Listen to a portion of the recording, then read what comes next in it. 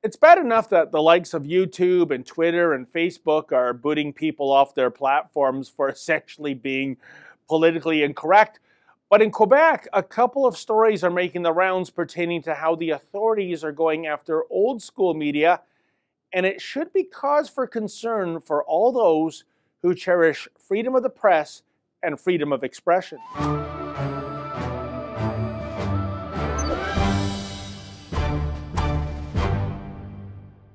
Now, normally I wouldn't go to bat for the CBC, but because I'm like the umpire behind home plate, I calls them like I sees them, meaning I support the CBC's French service, Radio-Canada, regarding the two disturbing cases hinging on press freedom.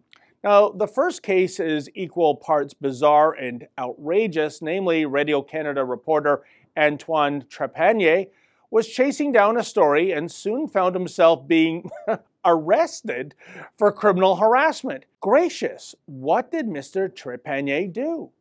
Did he break into a home? Did he illicitly wiretap a phone line?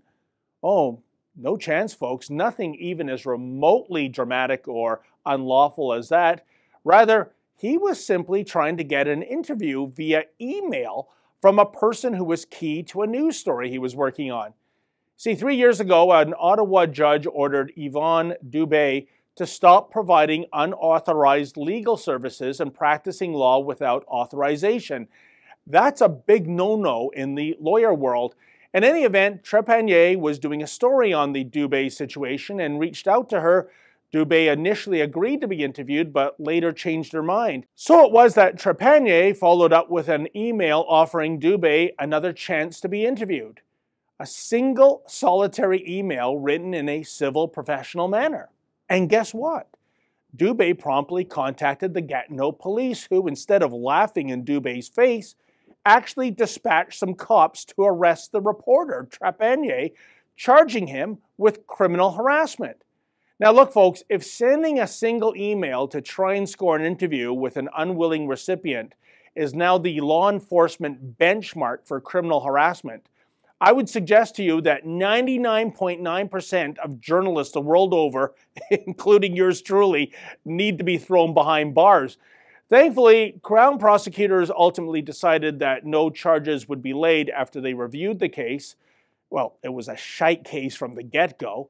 But the question arises, did the police officer who arrested Trepanier momentarily forget he was carrying out law enforcement in the province of Quebec, as opposed to the Democratic People's Republic of North Korea? Now, the second attack on press freedom in Quebec is more serious, and it emanates not from the boys in blue, but from the judiciary. Namely, Quebec investigative journalist Marie-Maude has been ordered by Quebec Superior Court to reveal the names of confidential sources. Now, for those not in the media business, promising a source anonymity and then revealing the name of that source to anyone ranks right up there with plagiarism in terms of committing a cardinal sin.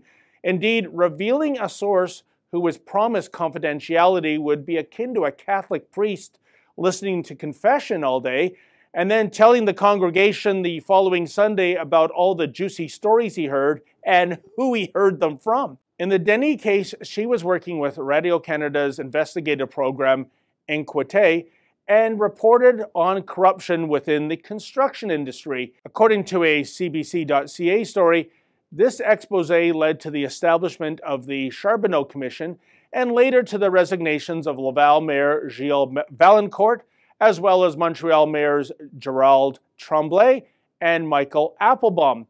But lawyers for the defense allege that media reports, including those by Denis, meant that it was impossible for their clients to get a fair trial.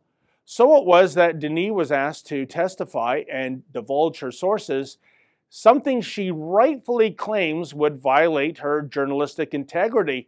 Actually, folks, doing so would destroy her journalistic credibility. If she sold out her sources on this, who would ever trust Denis again?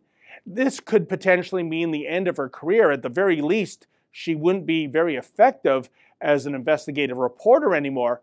Now, Radio-Canada, however, is appealing the decision, which is good, because the way I see this issue, there doesn't seem to be any proof that Dubé was being factually incorrect with her reporting, and that being the case, it would seem that the defense is on a fishing expedition at best and a witch hunt at worst. Bottom line, regarding both Quebec cases, I'm not all that keen on those in law enforcement or those in the judiciary regulating the craft of journalism according to their whims, especially since, in either case, no actual crime, be it libel, slander, or defamation, was ever committed. Better the police and judges concentrate on actually putting the bad guys behind bars and allow journalists to be journalists. Otherwise, we shall all be residing in a country in which a free press is free in name only. For the Rebel.media, I'm David the Menzoid Menzies. Hey folks, the Rebel has a brand new app. Please download that app and take the Rebel with you wherever you go.